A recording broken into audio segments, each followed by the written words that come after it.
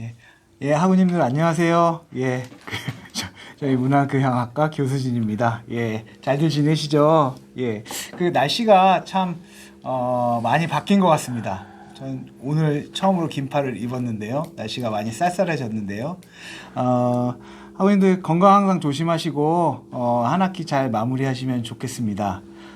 기말 과제물 하시느라 최근에 문제 보셨죠? 예, 많이 조금 고민이 되실 텐데요.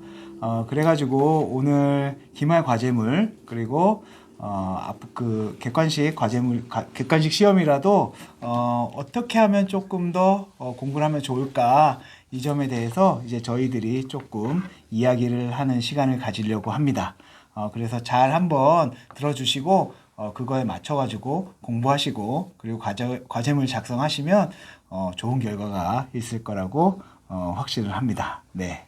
그러면 그럼 시작하도록 하겠습니다. 네. 제가 먼저 이렇게 할게요. 저는 제가 담당한 과목은 이제 세 과목인데요. 세 과목 다 기말 이제 과제물입니다. 그래서 첫 번째는 1학년 수업부터 1학년 과목은 역사의 현장을 찾아서 입니다. 그래서 이것은 이 과목의 기말 과제물은 크게 두 문제입니다. 크게 두 문제인데요. 첫 번째 문제는 교재를 참조해서 이제 두 문제에 대해서 각각 서술해 주시는 겁니다. 첫 번째 문제는 삼국사기와 삼국유사의 체제상 특징을 서술해 주세요 라는 문제고요. 두 번째는 일제강점기 간포개항과 지역의 변청 과정을 설명해 주세요 라는 문제입니다. 근데 이 문제가 이제 서술하시는데 어려우실 것 같지만 교재에 그 각 장의 그 뒤편에 있는 문제 중에 하나를 이렇게 뽑은 것입니다. 그래서 밑에 보시면 주의사항이라고 제가 문제 이렇게 적어놨는데요. 교재를 보시면서 적으셔야 되는데 그런데 교재의 내용을 모두 적으시는 게 아니고요. 그리고 읽어보시면서 중요한 내용을 중심으로 자신의 글로 요약을 하시는 겁니다. 그리고 분량도 중요합니다. 문제당 제시된 분량 기준에 맞춰서 A4 한 반장 정도 그리고 15줄에서 한 20줄 정도로 작성을 해 주시는 겁니다. 그리고 제가 이번 학기 때부터 굉장히 중요시하는 게 있는데 출처를 밝히는 것을 명확하게 하는 것입니다. 그래서 예를 들어서 1번 문제 삼국사기와 삼국유사의 체제상 특징을 서술해 주세요 라는 문제에 대해서 이제 학우님들께서 교재를 보시거나 다른 것들을 참조해 주셨을 경우에 1번 문제를 적으신 다음에 바로 1번 문제 끝에다가 출처를 밝혀 주셔야 됩니다. 예를 들어서 역사의 현장을 찾아서 교재를 활용을 하셨다. 그러면 제가 예로 들어드린 것처럼 송찬섭 외 역사의 현장을 찾아서 한국방송통신대학교 출판문화원 2021년 그리고 몇 쪽에서부터 몇 쪽까지 이거를 각 문제당 다 밝혀주시는 것을 요구하고 있습니다. 그래서 제가 이렇게 문제를 드리는 이유는 지난번에도 제가 말씀드렸던 것 같은데요. 한 A4를 한 반장 정도로 이렇게 분량을 전 중요시하는 이유 중에 하나인데 한 반장 정도로 했을 경우에는 학우님들께서 이제 답안을 작성하신 다음에 반드시 한 번 더 보게 되십니다. 그렇기 때문에 한 번 더 보게 되시면서 분량도 고민하시고 그러면서 덜 거는 덜어내고 그 다음에 추가할 건 추가하시는 이런 과정을 겪게 되실 것 같고요. 그렇게 될 경우에는 거의 100% 글이 좋아진다고 생각됩니다. 그렇기 때문에 분량 그리고 각 문제에 대해서 교재를 참조해서 요약하시고 그리고 그거에 대해서 어디를 참조하셨는지를 한번 확인하시는 그런 문제가 되겠습니다. 그 다음에 두 번째 문제는요. 이제 답사기를 작성해 주시는 겁니다. 그래서 교재를 참조해서 자신이 거주하는 주변 지역을 답사한 후에 이제 답사기를 작성하시는 겁니다. 이 답사기인데요. 이 주변 지역은 제가 말씀드렸지만 구, 동, 대도시일 경우에 이렇게 적혀져 있습니다. 주의사항에. 그리고 예를 들어서 서울 서대문구를 답사한다. 그럼 서대문 지역의 답사 일정과 답사기를 작성해 주시는 거죠. 그리고 비도서 지역 같은 경우는 군, 면, 이거를 대상으로 해가지고 지역을 다짐시면서 보시는 겁니다. 그래서 학우님들 이게 답사기는 편안하게 생각해 주시면 됩니다. 그러니까 내가 어느 지역을 살고 있다. 내가 살고 있는 지역이다. 그 지역을 남에게 소개시켜 준다고 생각해 보십시오. 그러면 먼저 내가 살고 있는 지역에 어떤 게 좋아. 이런 거 말씀해 주실 거고. 그리고 이거는 어떻게 가면 좋아. 이렇게 말씀해 주실 거고요. 그리고 여기에는 왜 좋은지 그걸 보면 그건 어떻기 때문에 좋아. 이런 거 말씀해 주실 거 아닙니까? 그 사항을 적어 주시는 거예요. 그래서 제가 동그라미 1번부터 5번, 5번까지 적어 드린 게 이겁니다. 그래서 첫 번째는 이 내용이 들어가셔야 돼요. 답사지역 소개가 있습니다. 내가 왜 답사지를 선택했는지, 그리고 이거는 어떻게 만들어졌다. 그리고 이 지역명은 뭐 어떻다더라. 이런 것들을 서술해 주시는 거죠. 그리고 실제 계획이 써 주셔야 됩니다. 나는 언제 갔다. 그리고 언제 어디를 거쳐서 어디를 갔다가 또 어디를 갔다가 뭐 이렇게 걸어갔다. 아니면은 버스를 타고 이동했다. 몇 분이 걸렸다. 이런 것들을 적어 주시는 거죠. 그 다음에 이제 일정에 따라서 보신 유물 유적이 있을 텐데요. 이런 것들에 대한 이제 소감을 적어 주시는 거죠. 그 다음에 하나 더 제가 요구하고 싶은 것은 이제 향후에 답사를 했으니까 너무 즐거우시지 않겠습니까? 그러니까 그 다음번에 또 어디를 가고 싶다. 그런 것들을 이제 본인께서 학우님들께서 가보신 지역과 연관을 해가지고 또 나는 더 확장해서 어디를 가보고 싶다. 이런 것들을 한번 적어주시면 좋겠습니다. 그리고 학우님들 어디 답사나 뭐 여행 가시면 항상 어떤 걸 하십니까? 예. 기록을 남기시잖아요. 사진 찍어 주시잖아요. 그 사진을 찍어 주기를 바랍니다. 그래서 답사지와 함께 본인이 나온 사진을 한 장만 올려 주십시오. 그런데 그 한 장이 용량이 크면 용량을 줄여서 올려 주셔야 됩니다.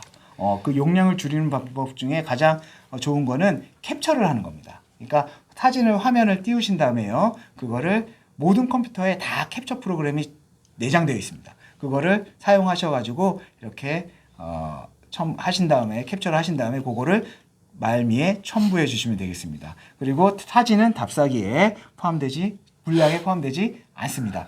그리고 만약에 나의 얼굴이 나오기 싫다 그러면 이렇게 하셔도 됩니다. 손바닥을 이렇게 하신 다음에 뒤로 사진 찍거나 아니면 뭐 표 같은 거 있잖아요. 표 같은 거 이렇게 올린 다음에 사진 찍어 줘도 됩니다. 절대 학우님들의 어떤 얼굴이나 뭐 이런 것들을 개인적으로 절대 도용하려고 제가 이렇게 하는 게 아니고 답사지와 함께 찍은 학우님들을 한번 보고 싶은 생각도 있고 그래서 이렇게 내드리는 거니까요. 꼭 지켜주시면 감사하겠습니다. 선생님 질문이 있습니다. 네. 그 사진 찍을 때 표를 사용하라는 말씀은 어떤 표를 말씀하시는 거예요? 예를 들어서 입장표가 있을 수도 있으니까요. 예, 어디에 들어갈 때 입장표 아니면 표가 아닌 팜플렛 같은 거 사용하셔도 됩니다. 예, 안내 책자 같은 거 이렇게 한 다음에 그 뒤에 뭐 유물 유적지가 있으면 같이 뭐 이렇게 사진을 찍으시거나 얼굴 대신에 뭐 그렇게 찍으셔도 됩니다. 예. 문제 중에 하나만 하면 되는 거죠? 아닙니다. 2개 다 하셔야 됩니다. 그래서 어떻게 보면 답안이 3개가 있어야 되는 건데요. 첫 번째 이제 요약하는 것, 교재 참조에서 요약하는 문제가 2문제니까 그거에 대해서 반장 이렇게 하나씩 적어 주시고요. 그 다음에 이제 답사기가 한 2장 정도 될 겁니다. 그렇게 적어 주시면 됩니다. 그래서 총 분량은 제가 아마 적어 드렸을 겁니다. 3매에서 4매 정도로 이렇게 적어 주시면 좋은 결과가 있으실 겁니다. 예, 그리고 분량은 너무 늘리지 마시고 그리고 제가 정해드린 지시사항이 있습니다. 과제 작성 시 지시사항이 있는데요. 요거를 꼭 읽어봐 주신 다음에 요 기준에 맞춰서 작성해 주시면 감사하겠습니다. 그래서 결론적으로 첫 번째 문제 유형은 교재를 보고 교재가 가장 중요하다. 교재를 보고 제가 드린 2문제가 교재에 어떤 장에 있는지 목차를 한번 보시고 감을 잡으십시오. 그 다음에 그 해당되는 장을 전체적으로 한번 읽어보시면서 관련된 내용이 어느 부분에 집중적으로 서술되어 있는지 찾으실 수 있을 겁니다. 그 부분을 보시고 그 부분에 대해서 요약을 해주시는 겁니다. A4 반 페이지 정도로요. 그 다음에 2번 같은 경우는 내가 사는 지역에 분명히 유물 유적이 있어요. 그 지역 그거에 대해서 조사하시고 그리고 답사하는 일정을 짜시고 그리고 그거에 맞춰서 가보시고 그리고 향후에 이거와 연관돼서 난 또 어디를 가고 싶다 한번 생각을 해보시는 거 이거를 적어주시는 겁니다. 어려우신가요? 네. 보통 감점이 되는 분들은 어떤 실수를 저질러서 감점을 네, 감점을 되시는 분들은요. 너무 중요한 질문이십니다. 너무 뿌듯합니다. 감점이 되는 요인은 가장 큰 거는 먼저 표절입니다. 절대 저는 이제 중요시 하는 거는 이제 다른 교수님들도 마찬가지시겠지만 본인 글로 쓰셔야 됩니다. 본인 글로 쓰셔야 되고 학우님들이 쓰신 글을 읽고 싶지 뭐 인터넷에 있는 내용을 그대로 가져오신다든가 다른 사람의 의견을 가져오신다든가 그런 걸 읽고 싶지는 않거든요. 그래서 반드시 본인 글로 쓰시고요.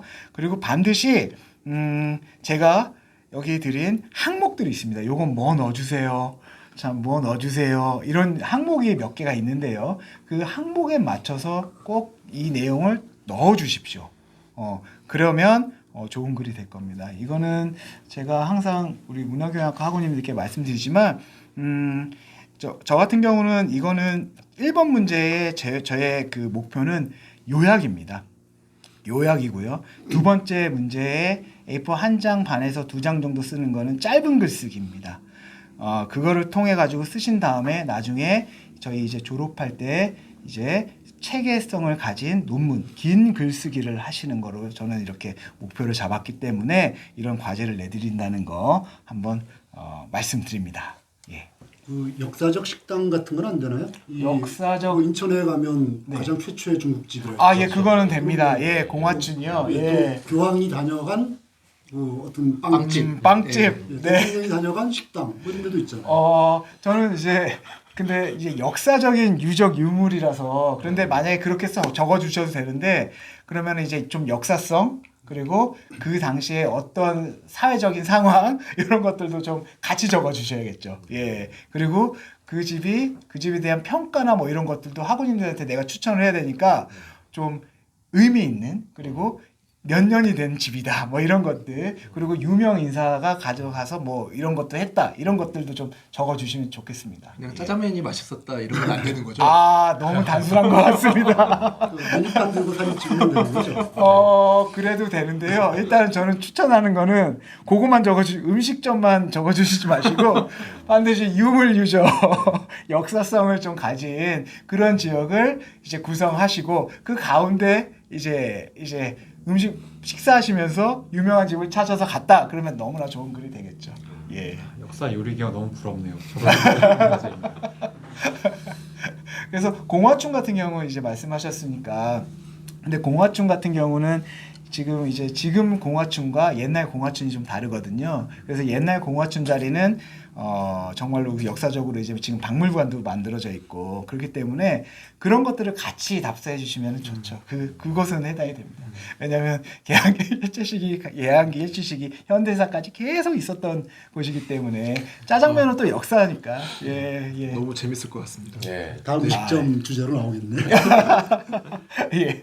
그래서 그렇게 해주시면 되고 그다음에 이제 두 번째는 이제 3학년 과제인데요.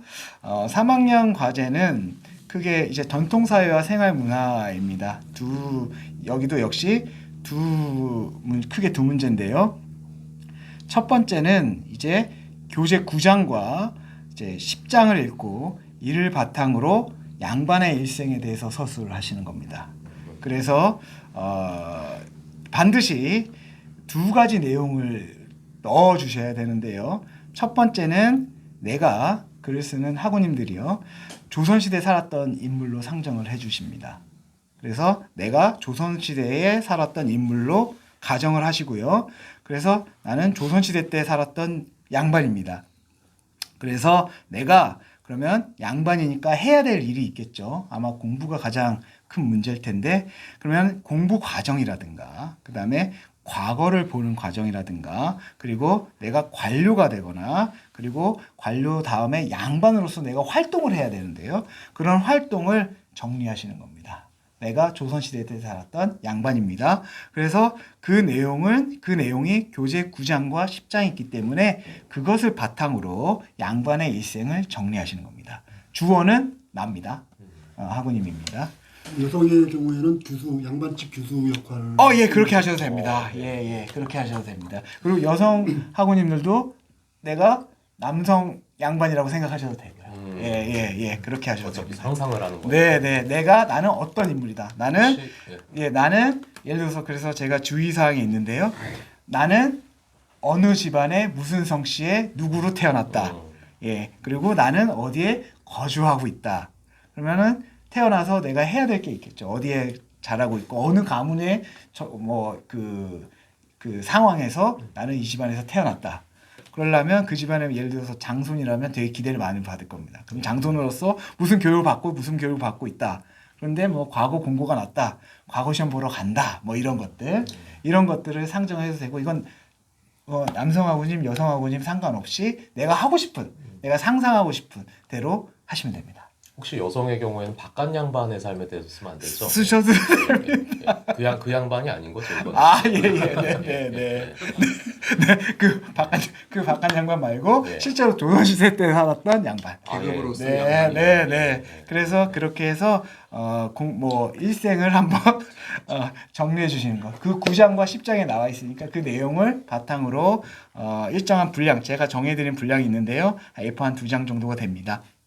그 정도로 정리를 해주시면 됩니다. 결과적으로 일종의 소설을 쓰는 거네요. 네. 자신이 주인공인. 네. 그런데 그 근거는 우리 교재에 있는 내용이니까 역사적인 사실의 배경을 하는 겁니다. 사실로 이렇게 적어주시는 거고. 미스터 션샤인 이런 거 말고. 그거 말고요. 패션 말고. 네. 로맨스 소설도 괜찮습니까? 로맨스 소설이요. 근데 9장과 10장이 로맨스 관련된 내용이 잘 나오지가 않아서. 그런데 그거는 이제 2번 문제랑도 조금 연관이 됩니다. 예. 그래서 이게 한 문제고요. 저는 이제 호러로 가고 싶습니다. 선생님 로맨스. 그다음에 이제 두 번째 문제가 조금 말씀해 주신 것처럼 해당될 수 있는데 이거는 이제 의례와 관련된 건데요. 이것도 역시 내가 조선시대 때 나는 이제 한 가장입니다. 이건 가장으로 상상을 하셔야 되고요. 그래서 13장, 14장, 15장을 읽고요. 그래서 전통시대 때의 의례 생활에 대해서 가상으로 본인께서 적어주시는 겁니다. 그래서 첫 번째 요소는 반드시 넣어주셔야 될 게 내가 조선시대에 살았던 한 집안의 가장입니다.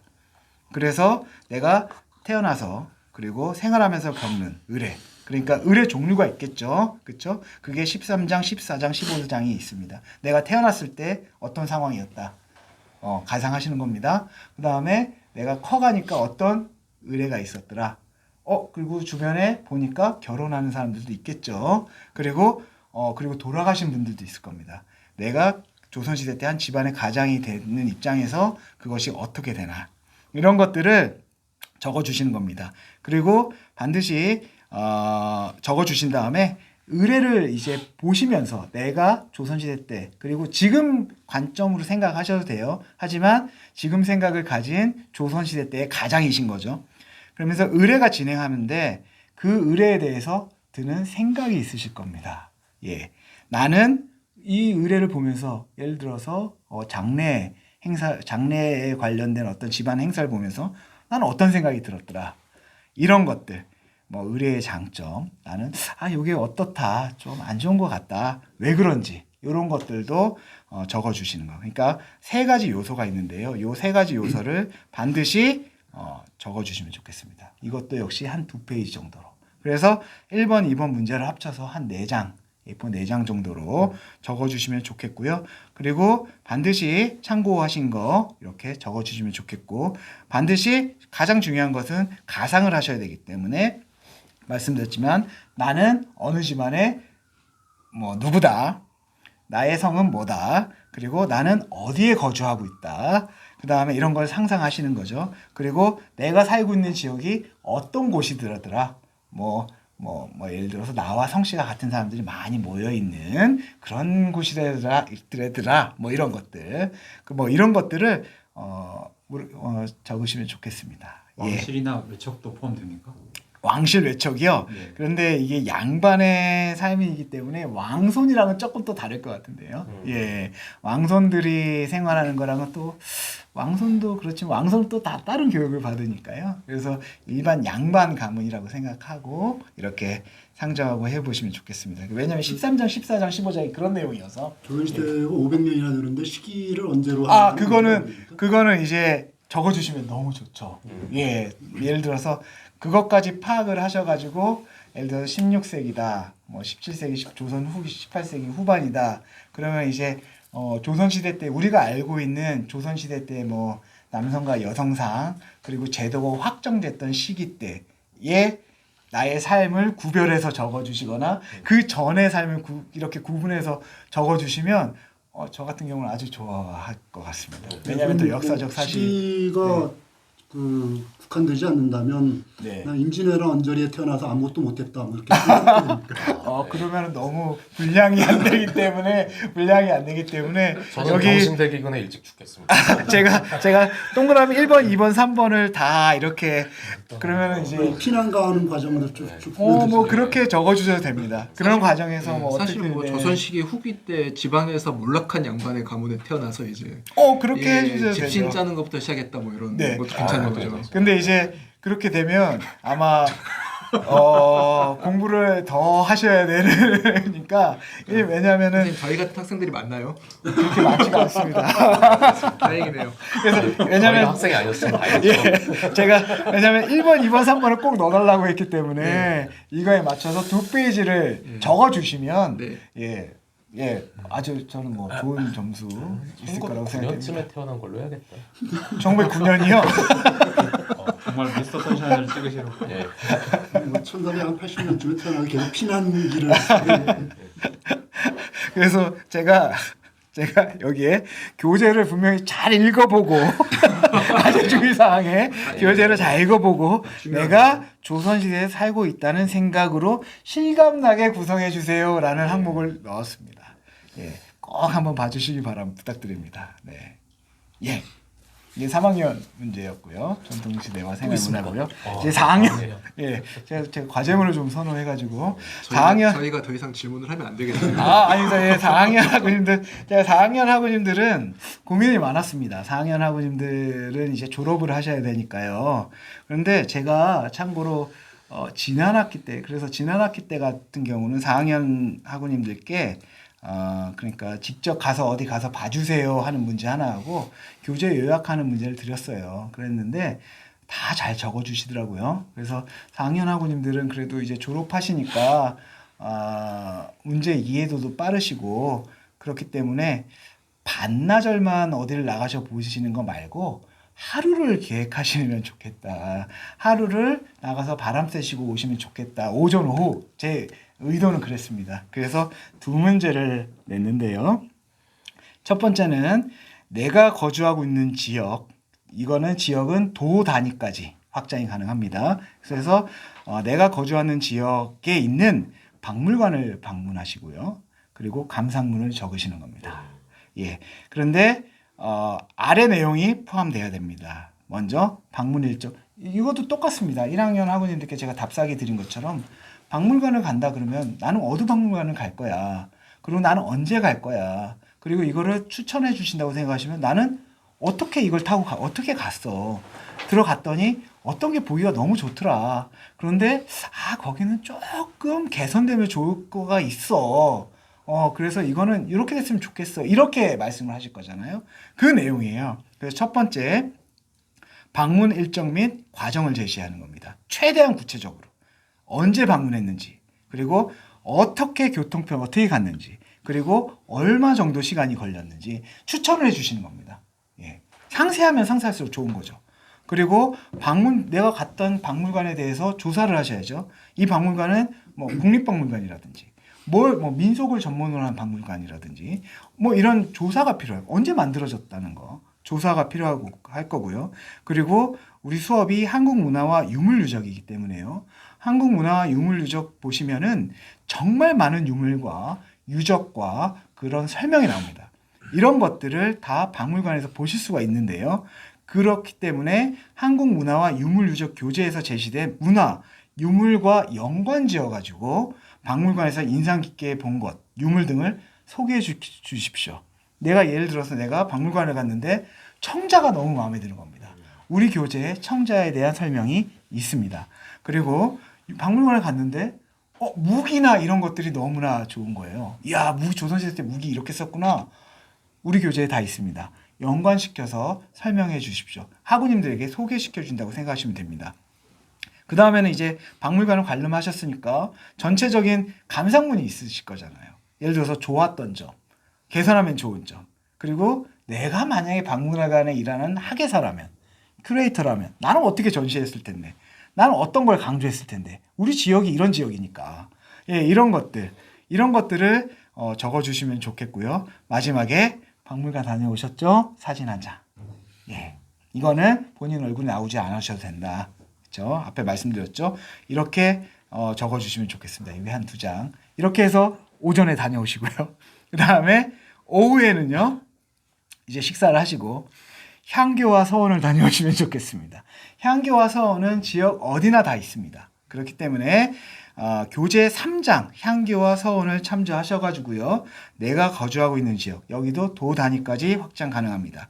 여기에 향교 또는 서원, 서울 지역은 성균관도 포함됩니다. 그래서 여기를 찾아가서 조사한 후 감상문을 적는 겁니다. 그런데 여기에도요 6가지 내용이 반드시 들어가셔야 됩니다. 첫 번째, 조사 대상인 향교나 서원에 대해서 소개해 주시고요.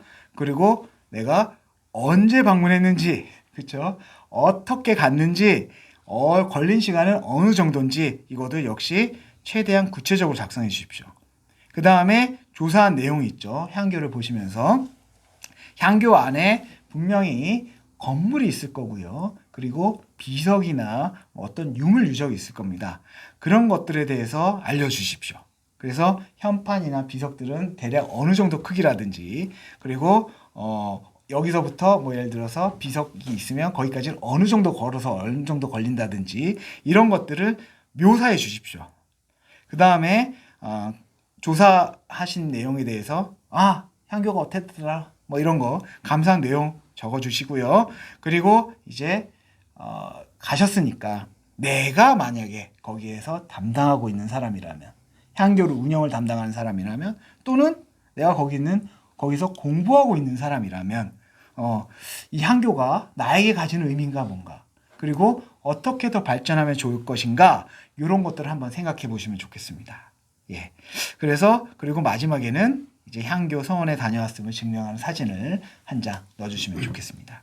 그래서 저는 4학년 학우님들이 이제 졸업하시면서 이제 한 하루 정도 이렇게 오전에 뭐 답사 이제 같이 가셔도 돼요. 학우님들께서 같이 가셔도 되고, 그런데 다만 이제 같이 가신 다음에 답안이 같으면 안 되겠죠. 같이 가셨다고 답안은 절대 달라야 됩니다. 그리고 만약에 저는 또 나아가서 뭐 바라는 게 있다면, 학우님들께서 박물관과 향교 서원을 가는 거를 다 계획을 하신 다음에 친척분들이나 가족분들을 한번 같이 본인이 직접 모시고 가서 안내해 주시고 같이 보시면 좋겠다는 생각이 듭니다. 그래서 4학년 이제 마지막이니까 이렇게 하루 정도 다녀오시면 좋겠다는 생각에서 이 2문제를 냈습니다. 그래서 과제 지시사항하고 주의사항을 잘 보시면서 이렇게 2장 정도로 한 적어주시면 좋은 점수 받으실 겁니다. 저는 이상입니다. 최대한 상세하고 구체적으로 썼더니 2장이 넘는데 어떻게 해요? 그러면 다시 한번 보시면서 덜어내실 거 덜어내시고요. 그러면서 글을 핵심으로만 이렇게 해주시면 좋겠습니다. 그러면 글이 더 정말 군더더기 없이 좋아집니다. 그리고 만약에 글이 너무나 더 많이 남았다, 그러면 그거를 남겨두신 다음에 나중에 졸업 논문 쓰실 때 이 주제를 확장하셔가지고 저한테 주시면 더 좋지 않으실까요? 좋습니다. 그런 생각이 듭니다. 저는 이렇게 가지고요. 드립이 맞닿지 않나? 그렇죠. 엄숙한 곳이고. 초콜릿 박물관 같은 데 가면 유물유적을 뭘로 잡아야 되나요? 그게 참 애매하네요. 이 초콜릿은 우리 유물유적에서 그 책이 안 나와 있는데 그러면 좀 다른 곳으로 가셔야 되는 게 맞는 것 같은데요. 조선의 먹거리 중에 단 게 좀 약하죠. 좀 단 거가 개항기 이후에 이제 좀 본격적으로 들어갔고 일제 시기 때 이제 좀 본격적으로 된 거라 좀 단 게 약합니다. 근데 음식 문화랑 관련해 가지고 연결을 시킬 수 있으시면 예. 그러면 가셔도 되는데 약간 좀 부담이 되지 않을까요? 초콜릿 관련된 거는요. 네. 예, 그렇습니다. 조청 같은 거라도 어떻게 좀 해보. 조청. 그러면 전통 음식 관련된 전시된 곳, 민속박물관 이런 데는 많으니까요. 그런 데 가시면 연결시켜 약관. 됩니다. 그거 교재에 나옵니다, 저희. 약관. 예, 음식 문화가 나오니까요. 네. 예, 그렇습니다. 예, 저는 그러면 이거 마칠까요? 예. 그러면은 이제 과제물 출제해 주신 선생님들께서 이렇게 말씀을 해 주시면 먼저 말씀해 주시면 될 것 같은데요. 순서를 정해 주십시오. 예. 이렇게 저도 될까요? 과제물입니다. 예, 김재영 선생님 먼저 하시고 예, 이준혁 선생님, 진보 선생님 이렇게 하도록 하겠습니다. 네. 알겠습니다. 그럼 제가 먼저 제 담당 교과목의 과제물 설명을 드리도록 하겠습니다. 전 두 과목인데요. 하나는 1학년 교양 과목인 인간과 사회가 있고요. 또 하나는 3학년 전공 과목인 열린 사회와 21세기가 있습니다. 먼저 1학년 교과목 인간과 사회 과제물에 대해서 말씀드리도록 하겠습니다. 과제물 내용은 교재 6장을 참고해서 자신이 과거에 했던 혹은 현재 하고 있는 노동 또는 노동들에 대해서 사회학적 개념과 이론을 사용하여 분석하시오. 분석 시 다음과 같은 내용 중 2개 이상을 포함하시기 바랍니다. 그 다음에 이제 그런 내용들이 있는데요. 먼저 제가 말씀드리고 싶은 것은 이제 교재 6장을 반드시 읽어야 된다. 이제 6장에는 노동과 관련된 다양한 이제 개념들과 이론들이 있기 때문에 이것들을 먼저 읽고 숙지하시는 게 좋다라고 하는 것입니다. 그 다음에 또 하나는 본인의 어떤 노동에 대해서 이야기를 할 때 교재 내용만으로는 불충분하다고 느끼실 수가 있습니다. 이럴 때는 교재 말고 다른 어떤 자료나 책이라던가 그런 것들이 있으면 그것들을 참고하셔도 좋습니다. 또 하나는 제가 이제 기말과제물이 올라온 다음에 받았던 질문 중에 하나가 나는 19살이다. 한 번도 노동을 해본 적이 없는데 나는 어떻게 하란 말이냐. 굉장히 예리한 질문을 내주셔가지고 제가 당황을 했는데요. 생각을 해보면 연령의 문제도 있지만 뭐 장애라던가 혹은 질병이라던가 다양한 이유 때문에 노동을 우리가 일반적으로 생각하는 노동을 하지 못하신 분도 있을 것 같다는 생각이 들었습니다. 이럴 때에는 주변에서 가까운 사람들이 했던 노동들에 대해서 이야기를 하셔도 좋고요. 혹은 내가 노동은 해본 적은 없지만 내 상상성의 노동은 이렇다. 그리고 교재를 읽어보니까 내 상상성의 노동은 어떤 이런저런 의미가 있는 것 같다. 이런 것들에 대해서 조금 써주셔도 좋습니다. 그 다음에 또 하나 드리고 싶은 말씀은 이제 노동 혹은 노동들에 대해서 이야기를 하라고 말씀을 드렸는데요. 예전에는 이제 보통 이제 노동이라고 하면 직업이 하나밖에 없는 경우가 많지만 최근에는 이제 노동이 굉장히 이제 불안해지면서 다양한 노동들을 동시에 하시는 분들이 많은 것 같습니다. 이런 분들 같은 경우는 그 중에 하나를 선택을 하셔도 되고 혹은 본인이 어떠한 그런 여러 가지 노동들을 해야 되는 어떤 상황에 대해서 말씀을 해주셔도 굉장히 좋은 보고서가 될 것 같습니다. 다음으로 이제 이런 분석을 할 때 다음과 같은 내용 중 2 이상을 포함시키기 바랍니다라고 되어 있는데요. 첫 번째 이제 노동의 구체적인 내용입니다. 노동의 구체적인 내용이라고 하는 것은 실제로 내가 어떤 작업들을 하는가의 것도 있지만 나의 노동 시간은 얼마인가 혹은 나는 노동하고 나서 내가 쉬는 시간은 얼마인가 휴일은 얼마인가 이런 것들도 노동의 구체적인 내용에 들어갈 수 있을 것 같고요. 그 다음에 이제 내가 하는 일에 비해서 어떤 임금은 어떤가 임금에 대한 내용도 들어가실 수가 있을 것 같습니다. 다음으로 이제 자신이 생각하는 노동의 가치나 의미입니다. 자신이 생각하는 노동의 어떤 가치나 의미라고 하는 것은 어떤 개인적인 것도 있을 수 있고 사회적인 것이 있을 수도 있을 것 같습니다. 뭐 개인적인 차원에서는 노동이라고 하는 것이 어떤 나의 생계를 위한 어떤 일일 수도 있을 것 같고요. 네. 들고 하겠습니다. 저기 지시가 내려와가지고요 마이크를 더 가깝게 들라는 이 개인이 생각하는 이 노동의 가치나 의미라고 하는 것은 어떤 생계를 위한 것 또는 어떤 자신의 자아 실현을 위한 것 여러 가지 혹은 뭐 여러 가지 의미가 있을 수 있겠죠. 하지만 사회적인 의미라고 생각을 하면 조금 더 다른 이야기들을 할 수 있을 것 같습니다. 예를 들어서 그 다음 내용과 이어지는데요. 노동과 사회의 관계 혹은 노동과 자본의 관계 혹은 노동과 국가의 관계 이런 여러 가지 것들에 대해서도 생각해 볼 수가 있을 것 같습니다. 이런 어떤 내용들은 교재에 또 잘 설명이 되어 있기 때문에 참고하시면 좋을 것 같습니다. 또 하나의 내용은 이제 노사관계나 노동운동과 관련되어 있는데요. 사실 한국 사회에서 노사가 그러니까 노조에 들어 있는 분들은 많지가 않거든요. 그렇기 때문에 이런 경험이 없으실 수도 있지만 예를 들어서 내가 일을 하는데 그 회사에서 혹은 이제 뭐 나의 고용주에게 내가 불합리한 어떤 부당한 일을 당했다. 이랬을 때 만약에 노조라든가 어떤 그런 것들이 있었으면 어땠을까? 나의 어떤 권리가 조금 더 보장받지 않았을까? 이런 어떤 것들에 대해서도 써주시면 좋은 내용이 될 것 같습니다. 마지막으로 이 노동이라고 하는 것은 불변의 것은 아니죠. 일자리라고 하는 것은 어떤 시간의 흐름에 따라서 예를 들어서 산업 구조의 변화라든가 혹은 기술 발전에 따라서 끊임없이 변화합니다.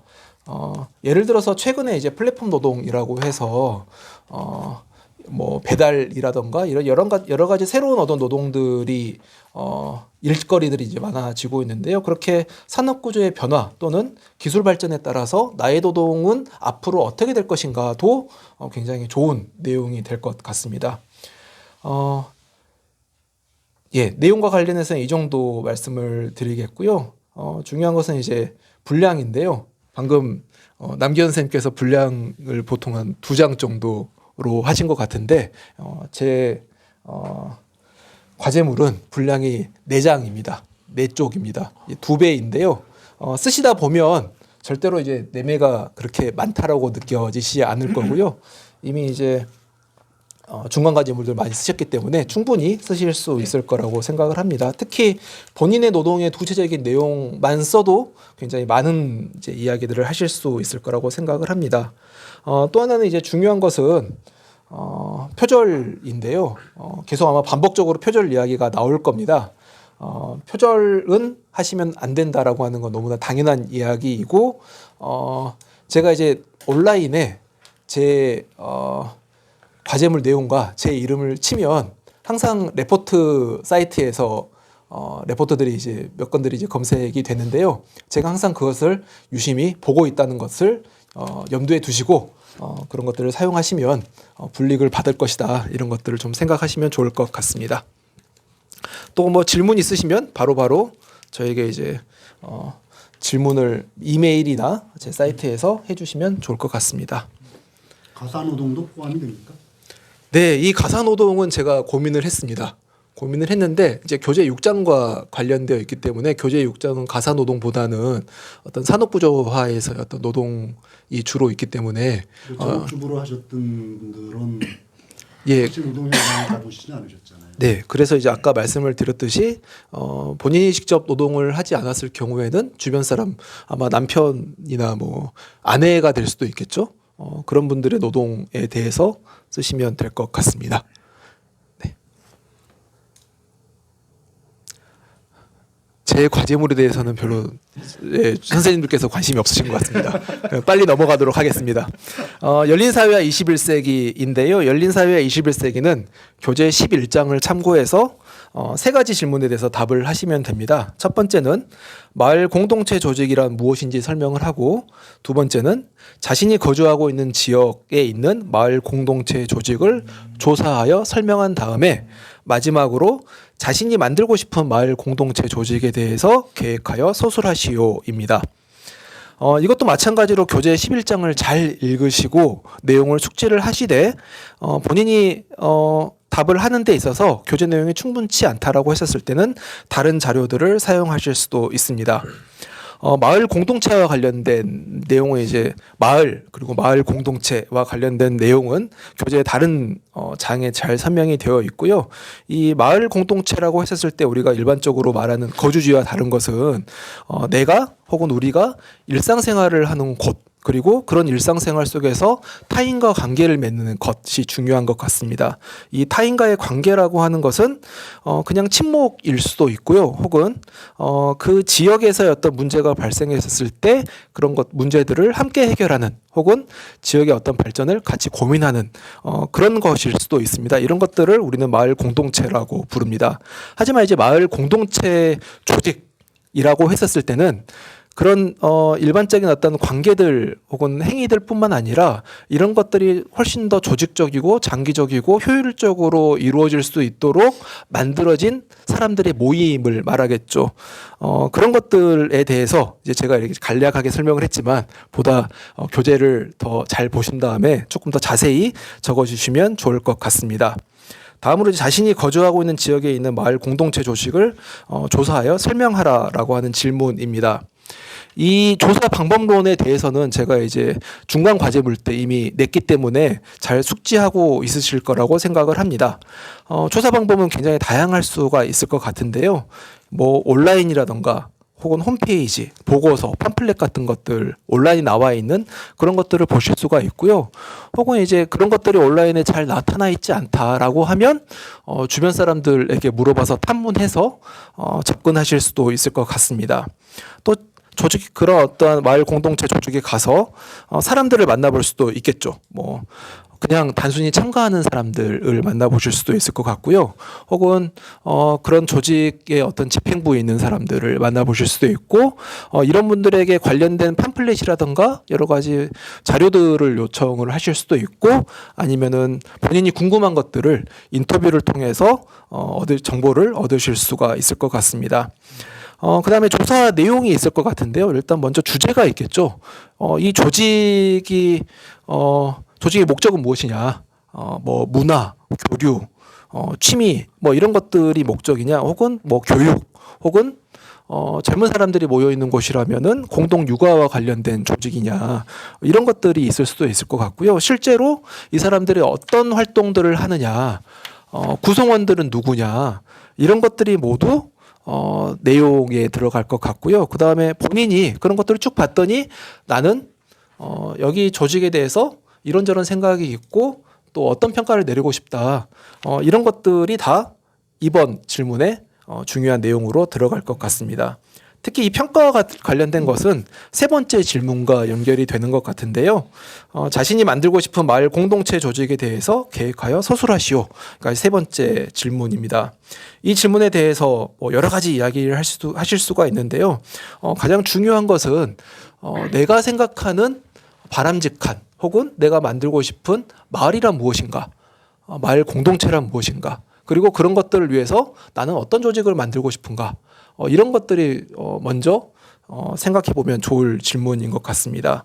또 이런 것들을 생각하기 위해서는 그냥 내가 평소에 관심 있는 것들에 대해서 이야기하는 것도 좋지만 내가 조사한 단체를 이야기를 하면서 나는 이런저런 평가를 했는데 이런 것들이 아쉽기 때문에 나는 이런 조직들을 이렇게 또 한번 만들고 싶다, 이런 이야기를 하시는 것도 굉장히 또 좋은 내용이 될 것 같습니다. 이상이 이제 과제 내용과 관련된 것이고요. 아까도 말씀드렸듯이 A4 분량, A4 4장 분량 4매입니다. 4페이지고요. 또 표절 이런 것들은 가급적 피하시는 게 좋다. 라고 하는 것을 말씀드리고 제가 마치도록 하겠습니다.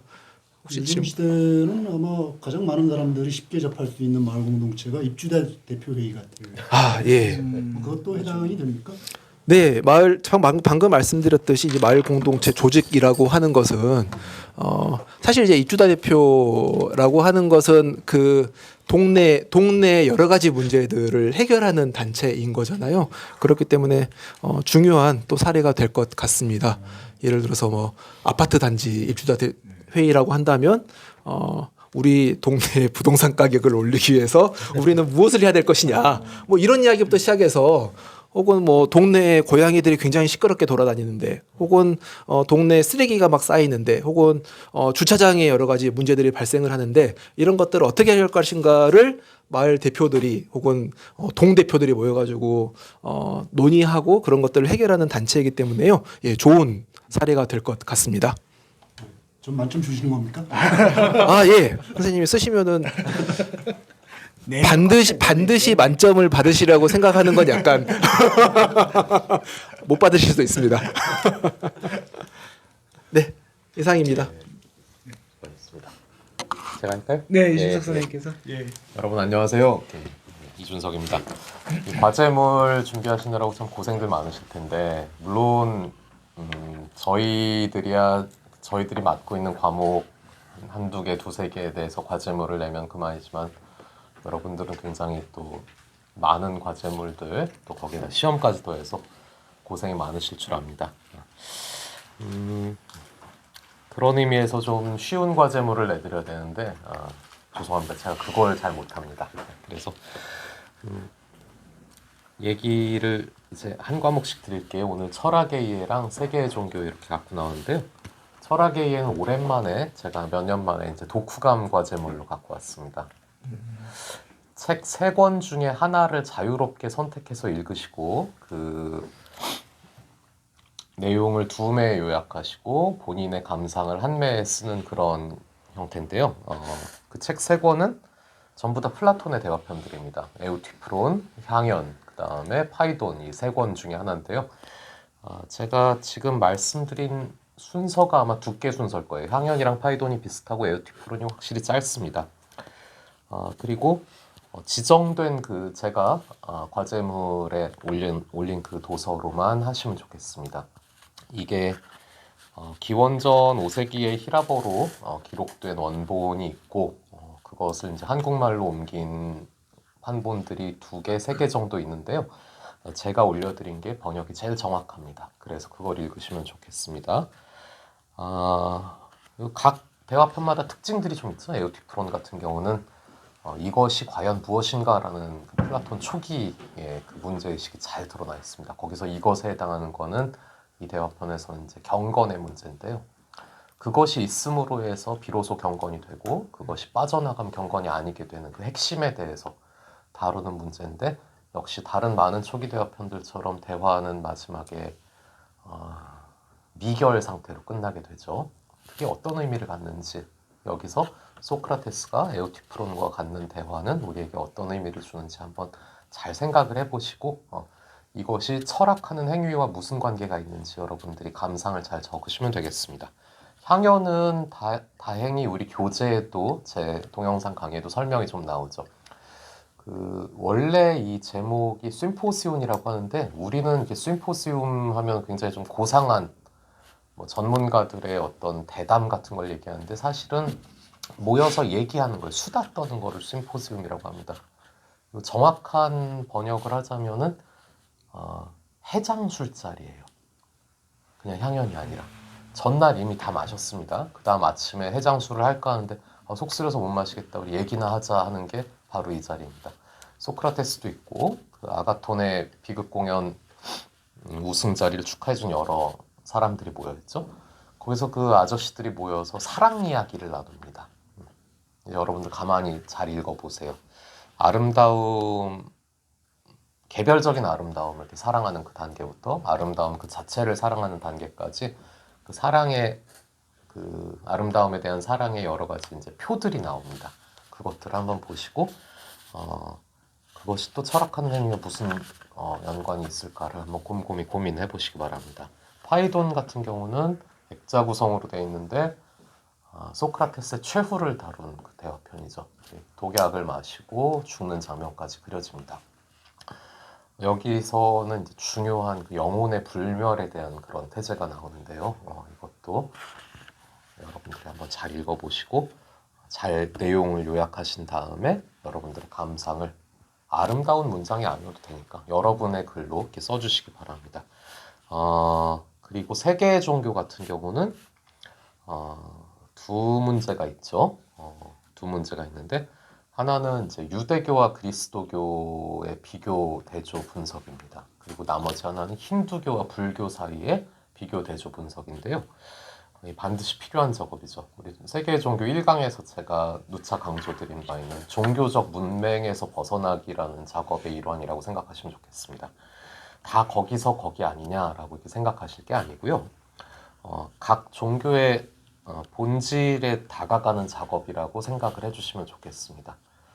이게 같은 거면은 서로 묶여 있겠죠. 그냥 교파 정도나 다르겠죠. 근데 이게 왜 다른 집으로 분가가 됐는지 그걸 한번 생각을 해보시고, 아까 에우티프론에서 생각한 방식대로 이것이 있으면은 불교고 이것이 없으면 불교가 아니다라는 그런 것들. 예를 들어서 이것이 있으면 유대교인데 이것이 새로 들어옴으로써 이제 그리스도교가 된다. 이런 것들이 있으면 여러분들 잘 포착을 하셔서 그런 것들을 통찰력 있게 이렇게 써주시면 되겠습니다. 그렇게 어렵지는 않은데요. 여러분들 특히 철학A 같은 경우는 시간이 좀 많이 필요할 겁니다. 독서의 그 일정을 좀 잡으시고 거기에 시간을 좀 투자를 해주시면 감사하겠습니다. 읽는 만큼 쉬워집니다. 안 읽으면 쓸 수가 없고요. 그리고 내용을 요약하고 서술하는 그런 부분에 있어서는 반드시 핵심만을 요약을 하시기 바랍니다. 이게 그 글 읽기의 가장 기본의 훈련인데요. 핵심이 있고 핵심적이진 않은 그런 주변적인 내용들도 있을 겁니다. 그 주변적인 내용들을 과감히 가지치기를 하시고 정원을 다듬는다고 이렇게 생각을 하세요. 그리고 아주 정해진 가방 안에 반드시 필수품만 넣고 여행을 떠난다는 그런 기분으로 하시면은 핵심과 덧가지들을 준비하실 수 있을 겁니다. 가려내실 수 있을 겁니다. 그래서 저는 분량도 길게 안 드립니다. 분량을 길게 드리면은 곁가지가 들어갈 수가 있어요. 그래서 짧은 게 고통스러울 수도 있구나라는 걸 아마 느끼시게 될 텐데, 아까 남기현 선생님 말씀하신 것처럼 거기 미처 들어가지 못하는 내용들은 두 가지 중에 하나입니다. 그래서 진짜 핵심인데 못 들어갔다. 그럼 나중에 졸업 논문에 쓰시고요. 이거는 핵심 아닌데 아깝다 하는 거는 격가지인데 여러분들이 과도하게 사랑하시는 부분이니까 그런 분들은 그냥 잊으시면 됩니다. 그리고 완전한 우리말 문장으로 서술해 주셔야 됩니다. 개조식 문체 같은 것들 제가 허용하지 않습니다. 뭐뭐임, 뭐뭐함 이런 것들은 사실은 이제 없어져야 될 그런 잘못된 글쓰기인데요. 우리가 회사나 공공기관 같은 데서 공문, 보고서에 많이 쓰죠. 그런 것들은 우리 학술적 글쓰기에 전혀 도움이 되지 않습니다.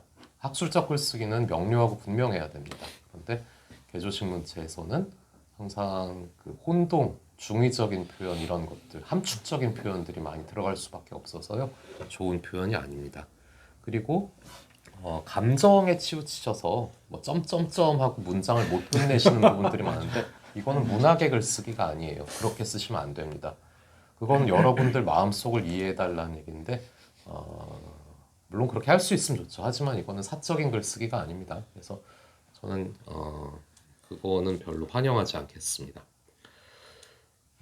그리고 아까 표절 문제도 여러 가지 얘기를 하셨는데 물론 이렇게 돈을 내고 다운로드를 받는 그런 업체들 저희들 다 알고 있습니다. 그런 데서 하지 마시고요. 왜 안 해야 되냐라는 걸 설명을 해달라는 그런 학우님들도 계신데 그런 질문엔 제가 별도로 대답하지 않겠습니다. 그리고 출처를 밝히지 않고 남의 글, 자신의 글도 마찬가지고 이렇게 갖고 오는 것들은 그거는 표절의 아주 대표적인 예고요. 요새 많이 대두되는 거는 생성형 AI, 인공지능을 이용하는 그 표절들입니다. 챗GPT 같은 것들 많이 그렇게 쓰죠.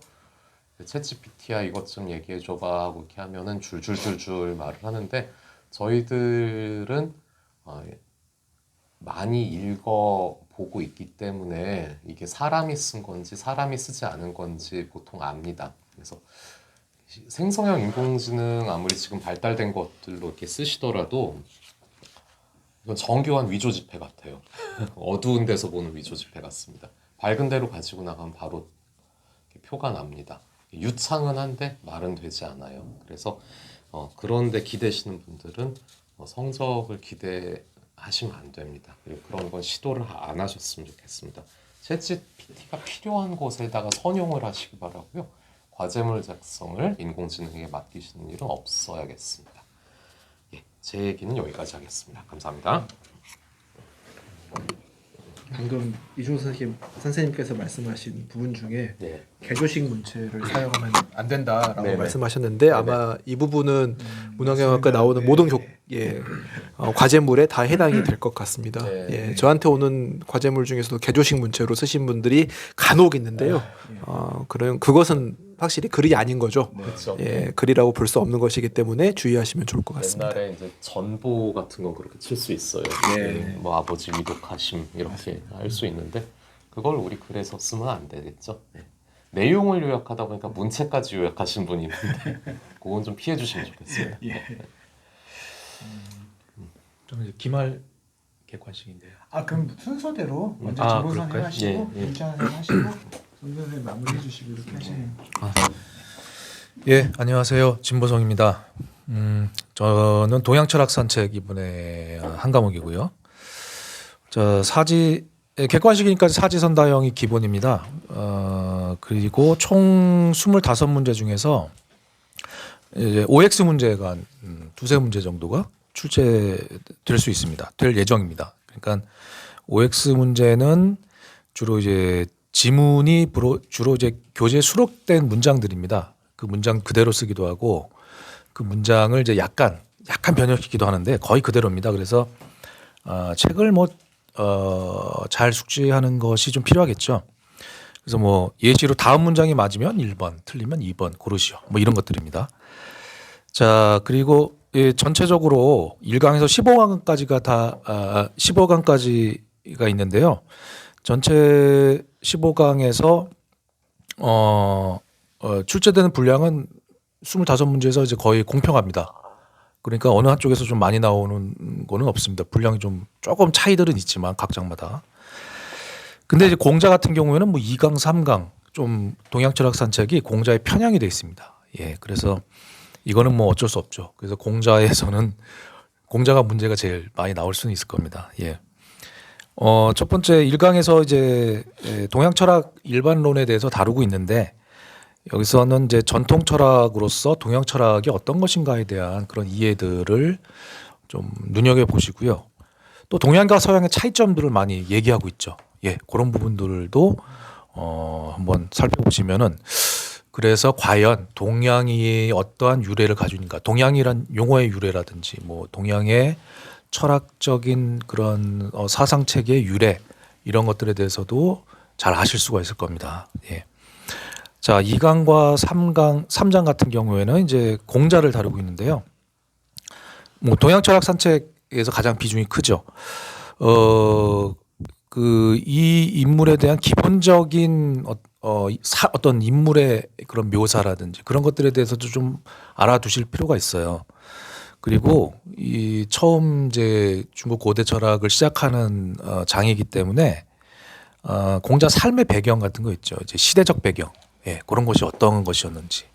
예, 그리고 가장 중요한 것은 이제 공자는 뭐겠습니까? 인이죠. 어지린이라고 하는 그 개념의 구체적인 설명들에 대해서도 쭉 살펴보시면은 바로 이제 그것을 알기 위해서는 논어의 그 문장이 쓰여진 거 삽입된 인용문들이 있습니다. 그런 것들도 좀 한번 눈여겨서 살펴보시는 게 좋을 겁니다. 그럼 이제 공자가 무엇을 이상적으로 생각했는지 그런 것들이 잘 드러날 수가 있겠죠. 자, 그리고 4강 같은 경우 4장은 양주입니다. 많은 분들이 가장 좋아하시는 장이기도 합니다. 양주기 때문에 양주 생각이 나실 수도 있는데 그것보다도 예, 아이고 씨가 그래요. 양주는 기본적으로 개인을 다루기 때문에 많은 분들이 이제 여기서 어떻게 보면 군계 일학으로 굉장히 튀는 사람이죠. 동양철학 산책 전체에서 양주를 이제 나를 위한다라고 하는 예, 그 논설 그게 바로 이제 개인과 연결이 되죠. 그런 부분들. 그래서 여기에 대한 비판이 굉장히 많잖아요. 교재에 보면은. 그래서 그런 비판들이 어떤 것들이 왜 비판을 했는지에 대해서도 한번 쭉 자기 궁금증을 풀어보는 방식으로 공부를 해보시면 좋겠습니다. 그래서 이러한 발상이 어떻게 개인에 대한 발상이 과연 동양에서 어떻게 나왔나 양주에 의해서 그런 것들. 양주를 아끼면서 혼자 먹어야 되는 거군요. 그렇죠. 양주는 이제 드러내놓고 먹으면 안 되죠. 예, 깊은 곳에 감춰뒀다가 예, 꺼내 먹어라. 중요한 문제네요. 그래서 맹자께서 그 양주를 예, 맹자는 싫어하시고 굉장히 싫어했죠. 극비를 날리잖아요. 예. 맹자는 양주를 별로 좋아했다는 기록이 없더라고요. 오히려 예. 크게 성토하죠. 예. 술 주종도 아마 양주 안 좋아했을 것 같아요. 더 넘어가. 예. 그래서 이제 양주는 이제 유일하게 또 자기의 책이 단독 저서가 남아 있지 않죠. 왜 그랬는지에 대해서도 한번 읽어보십시오. 그리고 이제 맹자 5번째는 다음에 맹자가 나옵니다. 그래서 책 맹자의 핵심은 3가지죠. 왕도, 혁명, 성선입니다. 이 중에서 우리 교재에서는 이제 혁명보다는 왕도와 성선의 좀 비중이 크죠. 그래서 이 왕도와 성선의 어떤 연결 지점에 대해서 한번 이제 정리하게 한번 읽어보십시오. 예, 이게 굉장히 중요한 부분이고요.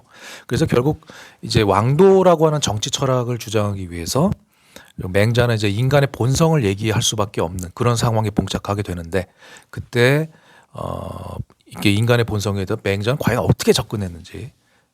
자, 그렇게 보고 다음 6장 순자로 넘어가면 이제 마찬가지입니다. 순자는 인간 본성에 대해서 어떻게 이해했는지.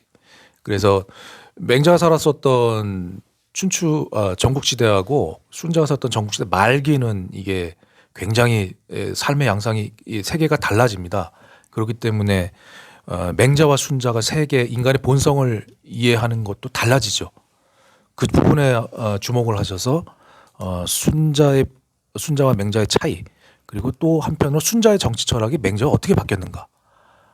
또 이제 교재에서는 순자와 비교하는 서양의 철학자도 있습니다. 어떤 내용들이 등장하는지에 대해서도 한번 쭉 살펴보십시오. 자, 7장은 노자인데요.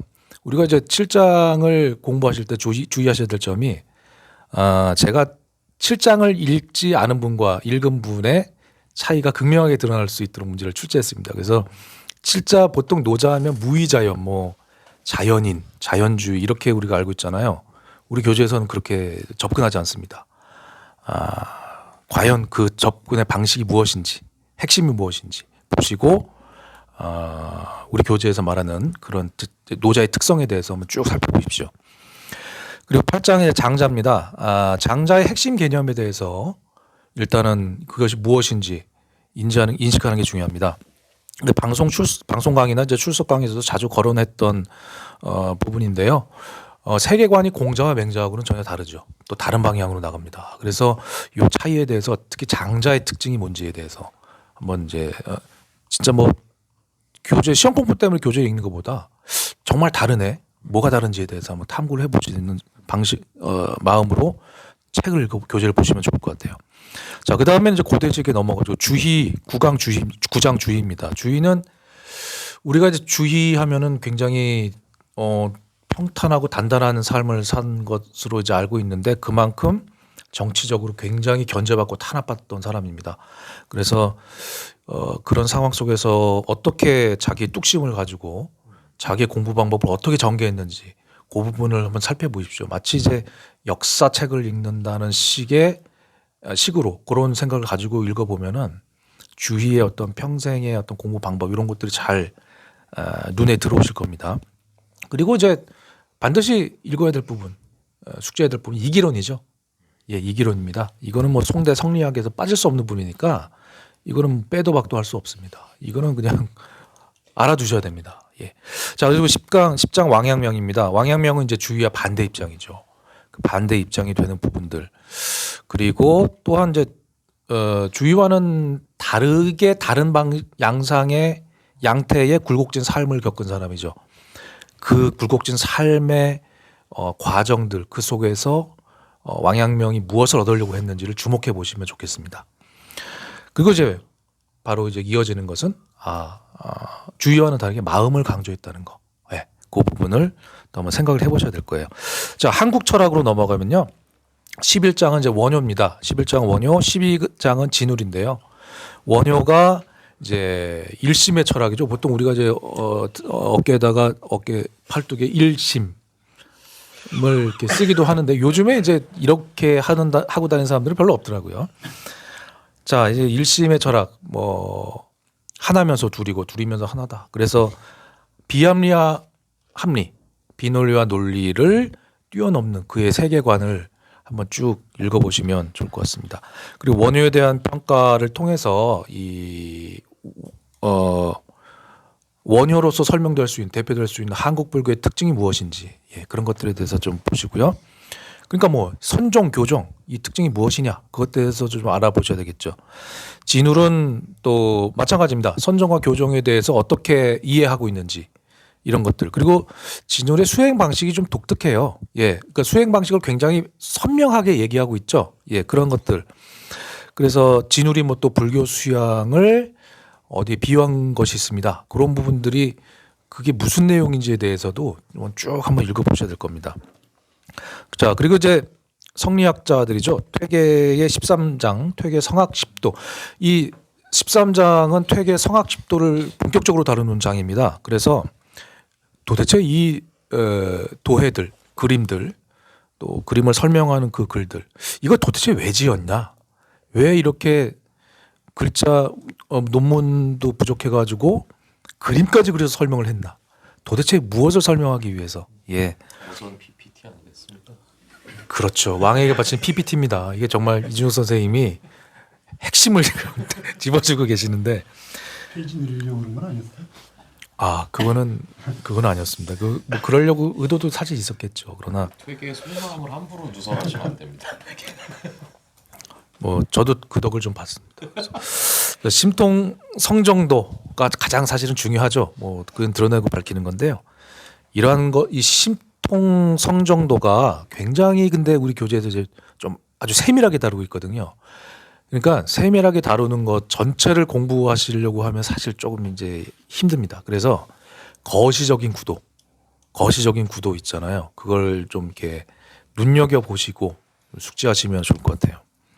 그리고 이제 마지막으로 사단칠정 논쟁을 했던 그 논의의 핵심이 무엇인지에 대해서도 좀 한번 살펴보시면 좋겠습니다. 자, 그 율곡은 대표할 수 있는 게 인심도심설이죠. 사람의 마음, 뭐 하늘의 마음 이렇게 얘기를 하는데 이것을 이기설과 연계해서 한번 살펴보시는 것이 좋습니다. 그러면은 퇴계와 비교 측면에서 율곡의 어떤 학문적인 특징, 또 율곡이 세계를 어떻게 이해하고 있는지가 잘 드러날 겁니다. 자, 마지막으로 15장은 실학인데요. 실학은 우리 장에서도 교재에서도 내용들이 수많은 실학자들을 다루고 있습니다. 그래서 어떤 분들은 이제 좀 어렵다, 실학이 부분이 너무 어렵다라고 생각할 수도 있는데 이 중고등학교 때 교재에서 등장한 인물들이 그대로 등장합니다. 그렇기 때문에 한번 생각이 나실 거예요. 정약용까지 저기 뭐 반계 유영원부터 해서 쫙 기억이 나실 테니까 다양한 실학자들이 등장하는 만큼 이제 다양한 실학자들의 어떤 주장들에 대해서도 한번 숙지해 보시면 좋겠습니다. 그래서 왜 실학이 나왔나 과연 성리학 이후에 실학이 왜 나왔는가에 대해서 그 이유를 한번 생각해 보시면 시험 문제 푸는데도 도움이 되실 겁니다. 자, 그래서 제가 이제 객관식 문제에서 책이 교재가 좀 내용이 많기 때문에 좀 주목해서 보실 부분들을 말씀드렸는데 사실 이렇게 말씀드리고 나니까 뭐 거의 다 보셔야 되나요? 근데 제가 이제 거의 다 볼 수밖에 없는 거죠. 근데 그렇다고 해서 제가 이제 이 묶어놓은 부분들을 중심으로 아까 말씀드린 부분들을 중심으로 보시면 그래도 좀 수월할 겁니다. 그래서 요 말씀드린 부분들을 좀 이렇게 덩어리를 지어서 한번 책을 읽어보시면은 좀 이제 수월하지 않을까 그렇게 생각이 됩니다. 아까 뭐 역시 공자가 문제가 많다고 그러셨죠? 공자가 아무래도 이제 문제가 뭐 25문제니까요. 한 3-4문제 나올 수 있을 것 같습니다. 2강, 3강을 다 2강, 3강이니까 같이 하고 있으니까. 그래도 동양철학이 본격적으로 시작된 그런 사람이니까 할 수밖에 없겠죠. 그리고 뭐 공자를 얘기를 해야지만이 그걸 기준으로 다른 사람들의 다른 점이 또 보이니까요.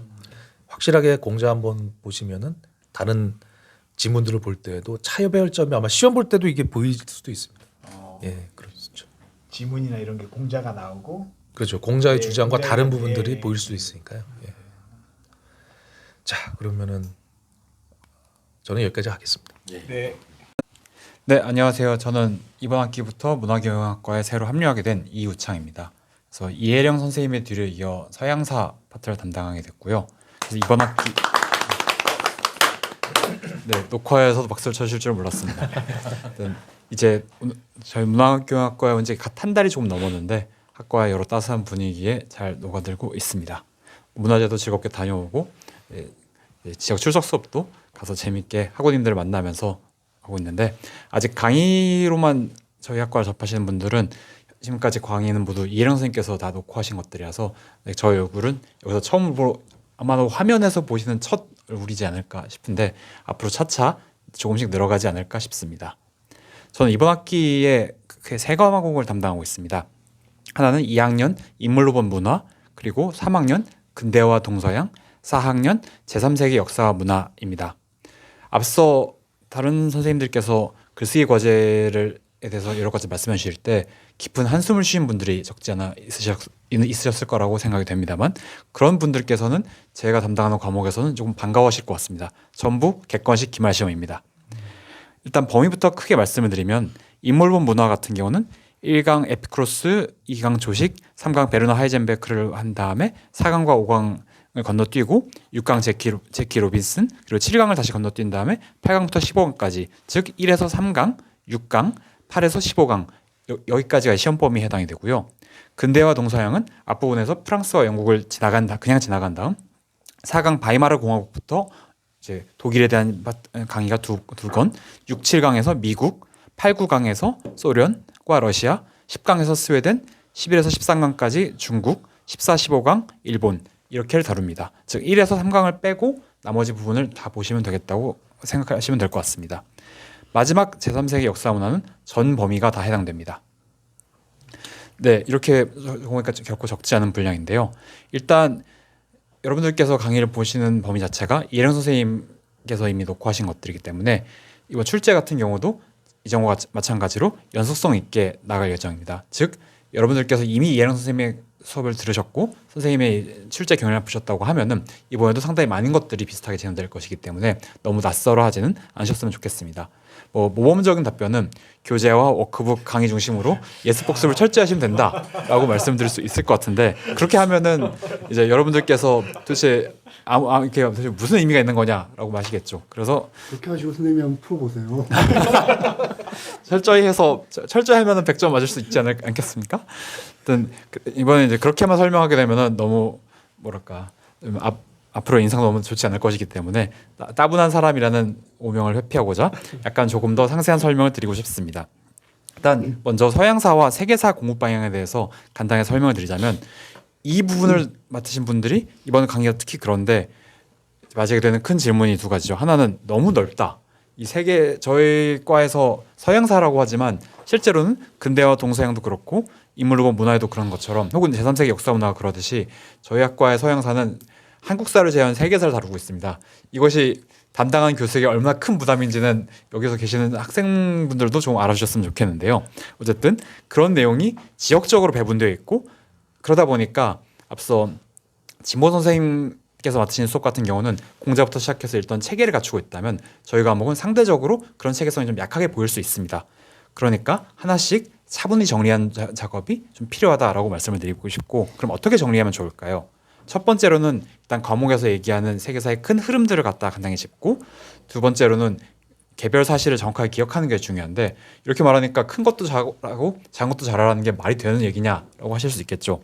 약간 거기서 좀 힌트를 드리자고 하면은 특히 여러 시험의 구체적인 문제를 풀 때 해당되는 이야기일 텐데 특정한 인물과 세력을 공부한다고 했을 때 그것들이 어떤 입장을 가지고 있을지 그리고 그런 입장에 입각한 사람들은 어떤 것을 고민하고 어떤 것들에 대해서 비판적 입장을 가졌을지 이런 것들을 인물과 세력의 관점에서 생각해보는 노력을 조금 이제 시도를 하신다면 공부를 하는 과정도 약간 좀 더 재미가 있으실 것 같고 문제를 풀 때도 도움이 되실 것 같습니다. 시험 유형은 마찬가지로 객관식 사지선다형인데요. 주로 무엇에 해당하는 것이 무엇인가 혹은 무엇에 해당하지 않는 사실은 무엇인가에 대한 답변들을 다루고 있으니까 이 점을 맞춰서 크게 공부를 하실 때도 염두에 두시면 좋겠습니다. 이렇게 하면 많은 학우님들께서 구체적으로 시험 공부를 어떻게 하냐라고 말씀을 하시는데요. 물론 한국인들은 시험의 민족이기 때문에 여러분들께서도 그렇게까지 큰 어려움을 겪지 않으실 거라고 저는 생각합니다만 몇 가지 팁만 간단히 말씀을 드리자면 일단은 교재와 강의를 시험 앞두고 저는 압니다. 이제 많이들 그렇죠. 나는 분명 다 들었지만 지금 내 머릿속에 남아있는 것은 없다. 그러면은 다시 볼 수밖에 없어요. 그래서 교재와 강의를 보고 일단 크게 아주 상세한 요약 노트일 필요는 없으니까 어떤 내용이 중요하다고 얘기가 되는지를 갖다가 쭉 적는 한 번씩 써보는 종류의 작업을 하셨으면 좋겠습니다. 그게 손으로 필기를 하시는 것도 좋고 아니면 옆에 다른 전자기기가 갖고 계신다고 하면은 거기에 타이핑 하시는 것도 좋으니까 이렇게 약간 큰 요약 노트를 만들고 거기서 한 번 더 정리해보는 2차 요약 노트를 만드는 과정을 한번 해보셨으면 좋겠고요. 그 다음에 약간 여기서 시험 한 2, 3일쯤 전에는 한번 내가 출제자의 시점에서 예상 문제를 한번 만들어보는 노력도 해봤으면 좋겠습니다. 즉 내가 문제를 낸다고 하면은 어떤 식의 문제를 낼 것인가, 어떤 것이 중요하고 중요하지 않은가 이렇게 출제자의 관점에서 생각해보는 것들이 생각보다 전체 크고 막연했던 것들에서 무엇이 중요한가를 갖다가 좀 더 명확하게 밝혀주는데 조금 도움이 되는 면이 있습니다. 교재와 워크북에 이미 평가 문제가 어느 정도 예시되어 있기 때문에 그대로 나오진 않겠지만 한 번쯤 풀어보면서 이런 것들이 이 과제를 내고 혹은 이제 이 워크북을 작성한 사람들이 이런 내용들이 중요하다고 생각했구나라는 것들을 조금은 헤아리는 노력을 해보시는 것도 좋다고 생각이 듭니다. 이렇게 정리를 하고 보니까 약간 뻔한 얘기일 수 있긴 하지만 그 요약노트 만드는 종류의 수작업이 아무래도 수업을 들으신 많은 분들께서 내가 일일이 방송을 듣고 형성평가를 풀고 이런 것들도 충분히 괴로운데 이런 시간까지 또 드려야겠냐 이런 종류의 마음이 드실 수 있습니다. 이해합니다. 하지만 제가 출석 수업을 다녀도 그렇고 문화재 때 만난 여러 학우님들도 그렇고 공통적으로 호소하시는 말씀이 분명히 강의를 재밌게 들었는데 머리에 남는 게 없다. 혹은 내용이 이렇게 귀로 쭉 들어와서 많은 지식이 들어왔는데 시간이 지나고 보니까 기억나는 게 별로 없다. 이런 종류의 선택적인 기억상실증에 대해서 많은 호소를 해주십니다. 그러니까 우리는 그렇다면 이런 종류의 증상을 어떻게 극복할 것인가를 생각해야겠죠. 그러니까 그렇기 때문에 요약노트 같은 것들을 만들고 문제를 내보는 종류의 약간은 번거로운 정말로 노동을 갖다가 좀 해볼 필요가 있다라고 말씀을 드리는 거고요. 그래서 크게는 전 두 가지가 의미가 있다고 말씀드리고 싶어요. 하나는 이런 종류의 자기가 이 전체 내용에 체계를 부여해보려는 작업이 기존에 자기가 접해왔던 꼭 강의만이 아니라고 하더라도 여러 지식의 조각들을 하나씩 연결해보는 그런 종류의 종합의 계기가 된다는 것. 이 점을 저는 좀 강조를 드리고 싶고 두 번째로 앞서 말씀드린 것과 연결된다고 하면은 이렇게 한번 자기가 내 노력으로 내 아의 글을 만들고 정리를 해보는 작업을 해봐야 머릿속에 한 번 들어간 지식이 그냥 쭉 빠져나온 것이 아니라 여기서 어떤 형태의 결정을 이루어서 계속해서 좀 시간이 가도 남는 지식이 됩니다. 그러니까 꼭 시험을 잘 풀기 위해서 시험 문제를 잘 해결하고 좋은 점수를 받기 위해서만 아니라 이 과목이 끝난 다음에 과목에서 무엇 하나라도 나의 것을 남기고 싶다. 이런 것들을 달성하기 위해서라도 이런 종류의 번거로운 작업을 좀 해서 시험도 잘 맞으시고 또 지식도 좀 더 풍부하게 얻어가시는 문화교육학과에 온 보람이 있다. 이렇게 생각하시는 한 학기로 마무리 되셨으면 좋겠습니다. 일단은 이상입니다.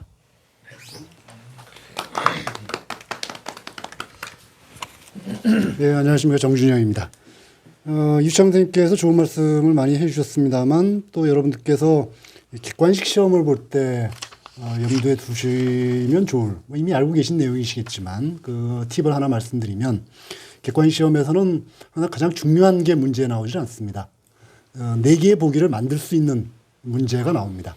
그래서 어떤 게 4개의 보기를 만들 수 있는 문제인가라는 것에도 좀 관심을 가지시고 교재를 읽어보시면 아 이게 문제 나오겠구나 라는 것을 나름대로 쉽게 짐작할 수 있지 않을까 싶습니다. 물론 최근에 좀 달라졌죠. 최근엔 OX 문제가 생겼기 때문에 어떤 것이 OX로 나눠질 수 있느냐 뭐 이런 것도 또 문제가 될 수 있거든요. 그런 것도 한번 생각해 보시면 괜찮을 것 같고요. 저는 이번 학기에 이 기말 과제물은 없습니다. 다만 대체 과제물이 있는데 뭐 여기 이 시청하시는 분들 중에 대체 과제물을 보실 분이 얼마나 계실지 모르겠습니다만 간략하게 좀 설명을 드리면 1학년 독서의 즐거움 과목을 대체 과제물로 냈습니다. 그래서 이 어떤 과제를 냈냐 하면 자신이 관심 있는 분야의 전문 서적, 뭐 학술 서적 한 권을 읽고 그 책의 목차를 분석해 보시오라고 하는 이 주제입니다. 그래서 분석 과정에서는 왜 저자가 왜 목차가 그런 식으로 구성되었다고 생각하는지, 그 구성은 얼마나 논리적이라고 생각하는지에 대해서 살펴보고, 만일 충분히 논리적이지 않다라고 생각한다면 내가 보기엔 이렇게 하는 게 더 논리적일 것이다 라는 이 계획을 한번 구상해 보시는 것, 이게 과제입니다. 그래서 전문서적, 학술서적이라고 그러면 어디까지가 전문서적이고 학술서적이냐 이런 데 대해서 의문을 가지실 분들이 굉장히 많으실 텐데, 이른바 우리가 흔히 얘기하는 논픽션 쪽은 되게 전문서적, 학술서적에 들어간다라고 생각하시면 되고요. 굳이 찾기가 힘드시다면 그냥 우리 교재를 대상으로 하셔도 됩니다. 그래서 교재 중에서 여러분들께서 보신 교재들 중에서 이게 목차가 이랬으면 더 좋을 텐데 라는 이런 것들을 혹시 느끼시는 것이 있다면, 또는 당장 우리 과목인 독서의 즐거움만 하더라도 3부에 대해서 상당히 좀 많은 이견을 제시하는 분들이 계십니다. 왜 거기에 대해서 뜬금없이 갑자기 도서관 얘기가 나오냐, 이런 식의 이제 이의를 제기하시는 분도 많이 계신데, 그러면 여러분들께서 독서의 즐거움이란 책을 훨씬 더 잘 구성한다면, 좀 더 잘 구성한다면 3부로 또 어떤 식으로 할 수 있을까, 또는 나머지 부는 어떻게 구성할 수 있을까, 이런 것들을 나름대로 생각해 볼 수 있겠죠. 그래서 그런 것들을 이 주제로 잡아서 한번 써주시면 충분히 좋은 점으로 봐주실 수 있을 것 같고요. 한 가지 말씀드리자면 이 독서의 즐거움 대체 과제물은 다 제가 채점을 합니다. 다 제가 채점을 한다는 것은 상대적으로 높은 점수를 받을 가능성이 그만큼 높다라는 것이니까 편하게 과제물을 작성해 주시면 되겠고요. 대체 시험을 보지 않는, 그러니까 대체 과제물을 제출하지 않는 분들에게 아주 중요한 문제가 하나 있습니다. 뭐냐면 기존 이 독서의 즐거움은 항상 기말고사의 범위가 5장에서 15장까지였습니다. 근데 대체 과제물로 바꾸면서 범위가 늘어났습니다. 그래서 3장부터 15장까지가 기말고사 범위입니다. 두 챕터의 양을 더 기말고사에 대비해서 공부를 하셔야 되는데요. 근데 그 두 챕터는 이미 기존에 있었던 챕터이고, 그러다 보니까 기존에 아주 많은 문제들, 제가 연습 문제도 과거에 드린 적이 있습니다만, 그 문제들이 기존에 다 나와 있기 때문에 그 부분을 참조하시면 전혀 어려움 없이 여러분들께서 시험을 보실 수 있지 않을까 싶습니다.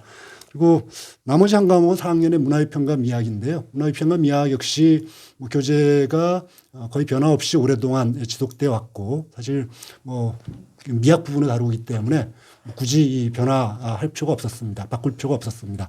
그래서 굉장히 오래된 이 교재이기 때문에 이 기존에 축적된 문제들이 굉장히 많습니다.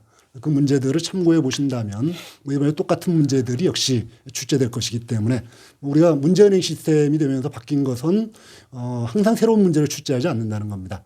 기존에 출제해 놓은 문제의 풀 중에서 골라서 새로 여러분들께 제시하는 이런 식이기 때문에 이 기존에 출제된 문제들을 참고하시더라도 비슷한 문제들이 언제든지 나올 수 있다는 것, 이것도 역시 여러분들께 염두에 두시면 도움이 되지 않을까 싶습니다.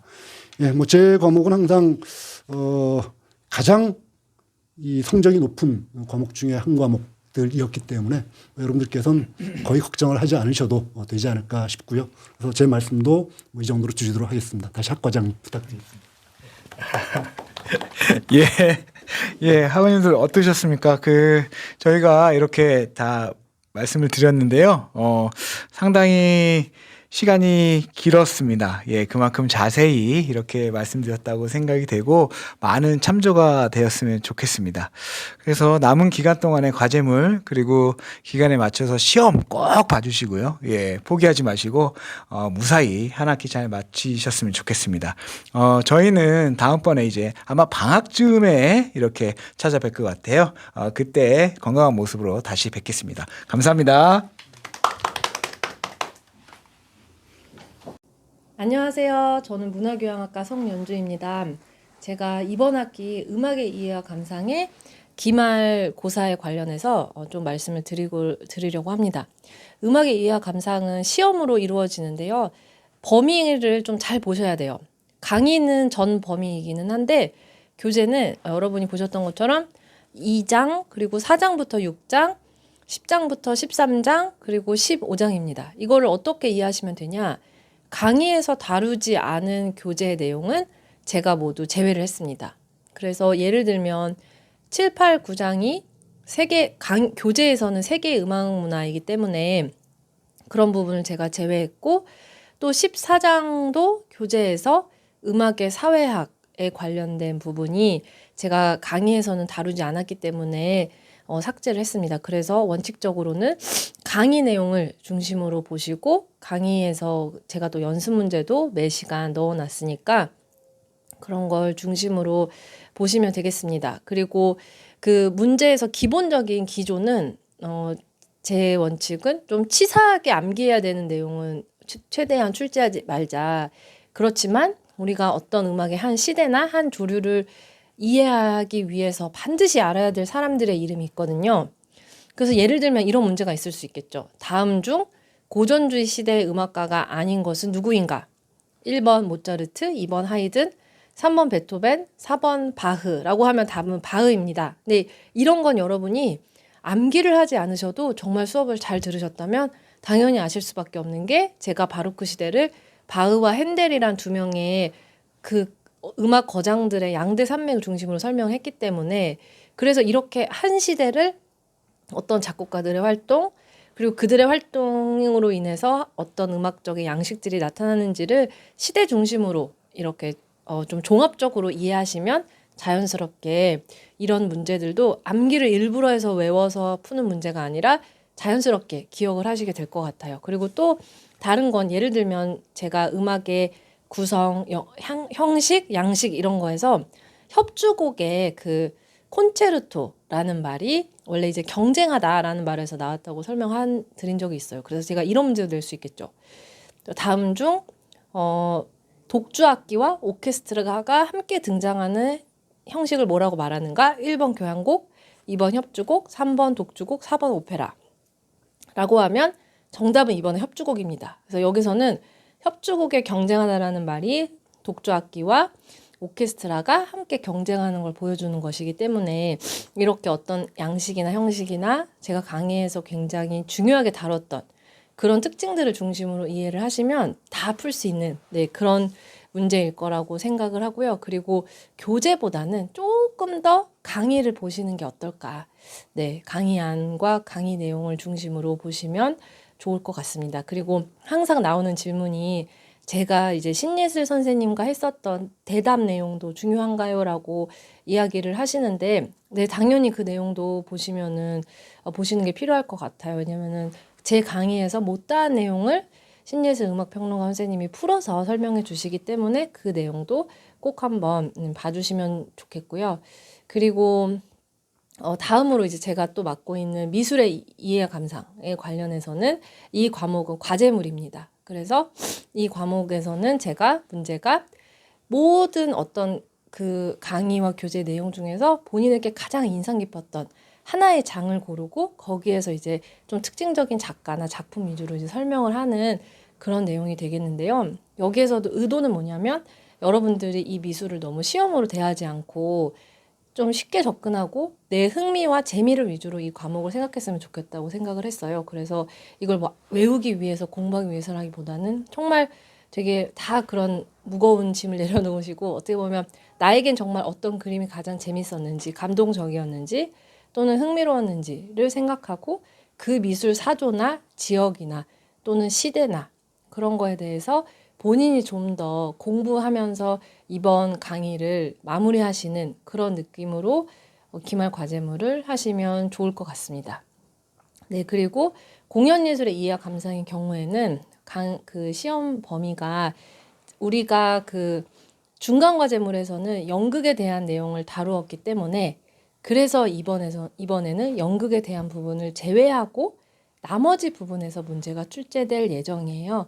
그리고 이제 공연예술 이해와 감상은 아무래도 교재 중심으로 제가 조금 더 출제를 하게 됩니다. 왜냐면은 강의에서는 계속 대담도 있고 그때그때 이제 다양한 또 다른 얘기가 나오기 때문에 좀 더 일관된 어떤 학우님들의 학습을 위해서는 공연예술의 이해와 감상 관련해서는 강의보다는 좀 더 교재를 확인해 주시면 좋을 것 같고요. 그리고 제가 최대한 쉽게 내려고 생각을 하고 있으니까 공연예술의 이해와 감상도 교재만 또 교재가 다른 과목에 비해 작아요. 그러니까 다른 과목은 다 15강인데 공연예술의 이해와 감상은 이미 13강이고 거기에서 연극 제외를 하고 나면 여러분이 실질적으로 공부해야 되는 내용은 훨씬 더 적습니다. 그렇기 때문에 한번 교재 내용을 찬찬히 보시고 거기에서 중요하게 나오는 키워드나 어떤 사실들이나 그런 걸 정리를 해보시면은 충분히 잘 시험에 대비하실 수 있을 거라 생각합니다. 그러면 기말고사도 모두 잘 준비하시길 바랄게요. 감사합니다.